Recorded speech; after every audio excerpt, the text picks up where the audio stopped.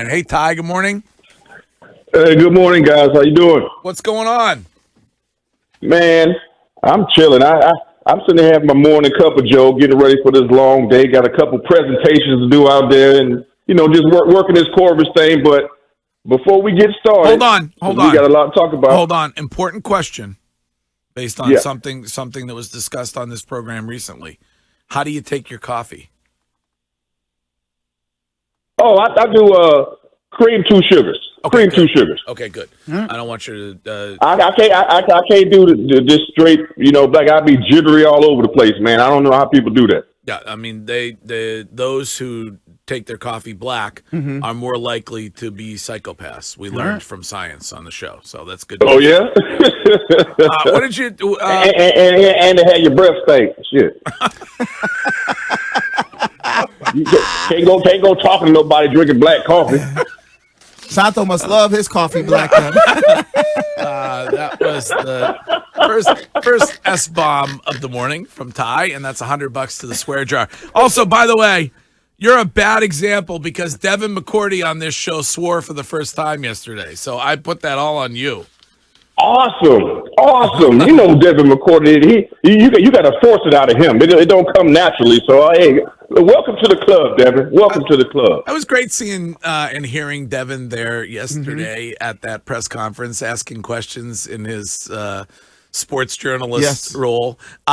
What did you make of the press conference yesterday with Jerod Mayo and Robert Kraft? I mean, you're gonna get a little bit more from Mayo than Bill. It's already, I think, a difference in the way that he's gonna, be talking, with the media. We're gonna have to get used to that because we're probably used to a little bit of Bill gonna give you exactly what he want to give you and not exactly what you want to hear. You know what I mean? So I think it's gonna be more open as far as his communication, with the media. But I think it went well for what it's worth. I mean, people are still gonna have mixed emotions about Coach Belichick being gone, but it's time to usher in a new era, and Jerod is the man. So we're going to have to get used to his style because it's going to be comparisons all the time, down from the interviews to the coaching decisions. So it's like a quarterback coming in and playing after Tom Brady. You're always going to be looked at as, okay, what would Brady have done? What would Bill have done? So he's going to have a tough job ahead of him, but I know he's up for the challenge, man, and it's just going to be a difference in the way we look at the New England Patriots. And I think it's going to be, good for New England, good for the team. You just got to give him time. It's not going to be overnight. You guys both played for Bill. Was the way in which he dealt with the media, which I think he considered to be strategic, was that an advantage for you as players? Do you look back at it now and feel like that was an advantage?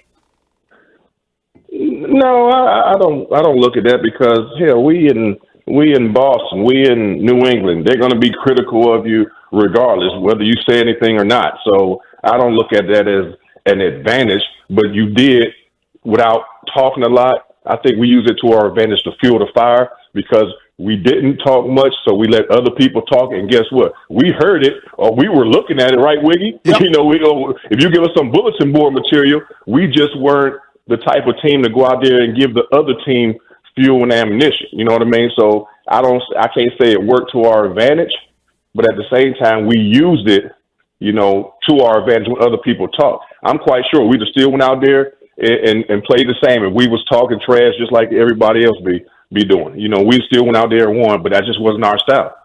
Ty, one of the things that, I'm kind of confused with, it rubs me in the wrong way a little bit with Mayo, is that like a lot of people now are criticizing him and his experience and like, oh, he doesn't have experience.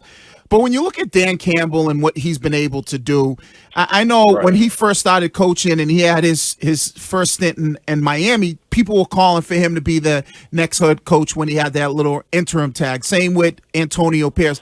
I don't get why so many people are now criticizing guys for first-time experience, not a lot of coaching experience, when I think that there's a lot of guys who have been successful in their first time as head coaches. Absolutely, and I hate that narrative as well because the one thing that he does have that majority of coaches don't is playing. You got to account for him being that player in the NFL, being a player at this level, and the position that he played, which is linebacker, which, he's, the leader. He's the quarterback of that defense, and he done it well. He was an all-pro. So I'm like, I hate that narrative, but look at where the league is going right now. The Dan Campbells, the Antonio Pierce. I mean, I even use the example of Herman Edwards. Herman Edwards has never been a defensive coordinator before he was a head coach. Right. We don't hear nobody talking about that anymore. Mike Vrabel, I mean, he didn't have any head coaching experience till he got the head coaching job. Yeah, so but when you play the game, that should account for something, and that's my experience. So if anybody was to ever, say something, damn it, I played at this level. Tell me somebody else who did.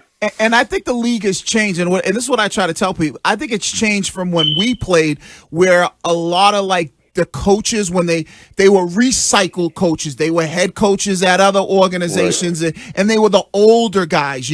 I think when we played, that was the era of coaching, head coaching styles, where now I think owners are looking at, I'll pluck a guy like Mike McDaniel, who's basically an offensive assistant, and make him a head coach. I think the league has changed and that way of it.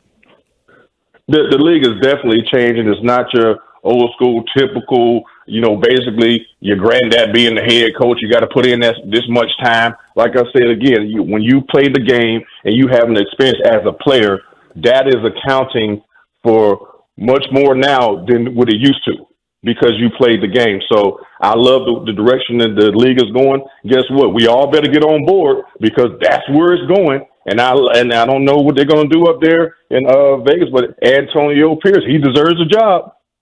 He look what he's done. He's a player. So when you're talking about the society that we're living in now, with all the social media, everybody has their own damn platform in the palm of their hand, it takes a special type of coach that understands this new era of athlete to be able to relate to them. And when you get the old school guys that probably still got a flip phone like Bill and them, they can't relate. they probably still got a damn flip phone. It's different. Now you're flip phone shaming. By the way, several firefighters who listen to this program, and I thank them, are concerned that you need to change your smoke alarm battery. Is that what that noise is in the background? You know what? It is a battery, because I'm actually down here. If you hear the echo, I'm down here in the basement that hasn't got finished yet. We got to do some remodeling, so I came down here to get some little silence in the house. But you know what? That is an alarm. You know what? Tell them good ear. Okay. They good at their job. I would have guessed that you had detached all of the smoke detectors in your home for a certain reason. But does that only go off when you talk to Wiggy? That's for the hookah. That's for the Ty is a hookah. Yeah. Well, you still want to keep them going, because you got kids, man. Let me step out in the garage. If you ever have a Zoom meeting with Ty Law, right, he hookahs during. Right. I'm not a big hookah guy. Miss Wiggs is. She loves the hookah, but I'm not a big hookah guy. Not a big hookah guy. No. Yeah. Yeah, I mean, Wiggy, you got to try it. I'm trying to tell you. What kind of smoke you smoke? I stay on that Kush, man. But I tried the hookah. Breaking news. Yeah, I've tried the hookah before. I don't know. Every time I swallow it, I get choked up. Maybe that's it. Maybe that's what it is. Maybe I ain't doing it right. Wiggy, did you say swallow and choked up on the air? Yeah. Pause. Pause. Yeah. Rewind. Hey, Shine, hit the button. Hit the button, Shine. Well, are you supposed to inhale hookah? Yeah, you're supposed to inhale, but see, the thing is, you gotta mix it, man. I mean, don't look at it as just hookah tobacco. You see that stuff that you talking about? Mm-hmm. Put it on in there, Wiggy. And then if you make it right, last your whole 45 minutes, an hour. Enjoying yourself. Isn't that like a bong though?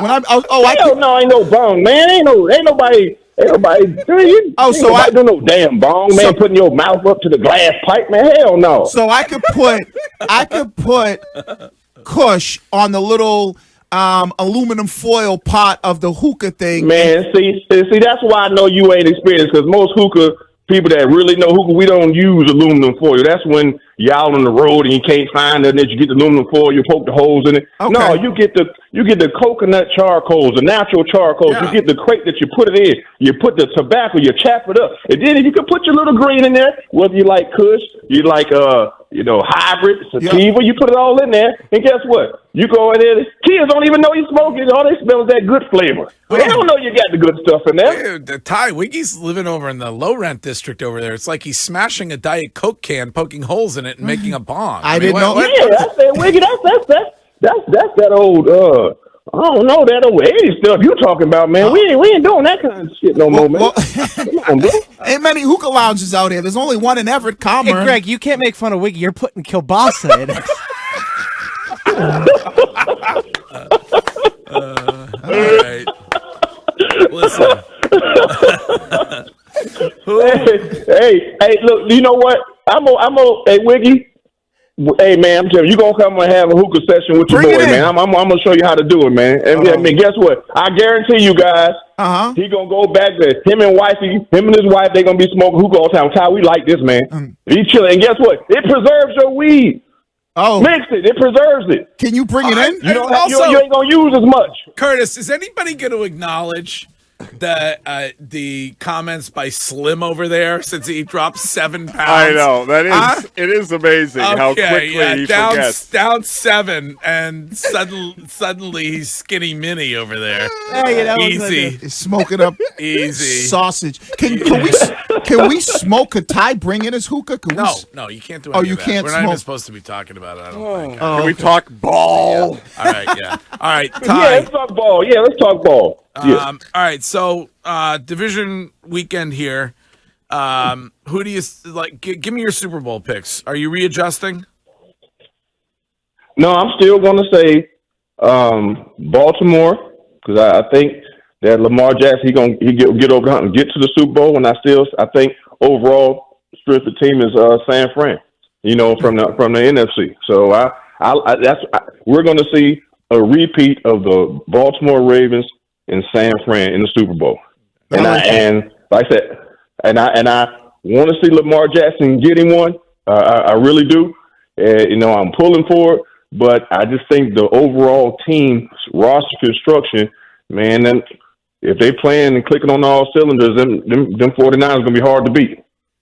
All right, Tyler. Well, thanks for taking the time this morning on several different topics. Yeah. I got another topic. Is anybody coming up to Vodka Vibes at Foxwoods Saturday? I'm trying to make my way down there to Foxwoods to hang out. Okay. With you on All right. Saturday, Appreciate it. Vodka Vibes Saturday. Okay. 2 to 6, and then afterwards we're gonna go get down at the DraftKings, Okay. Sports book at 8:00. We're gonna watch the game there. So hey, come on. We appreciate y'all. I would like my WEI family to come join me one of these days. I appreciate it. Okay, so it's Vodka Vibes. That's what it's called, Vodka Vibes at Foxwoods with Law, and then over at the Sportsbook. So we will look forward to seeing you this weekend, and we'll talk to you next week. All right, we'll talk to you on Tuesday. All right.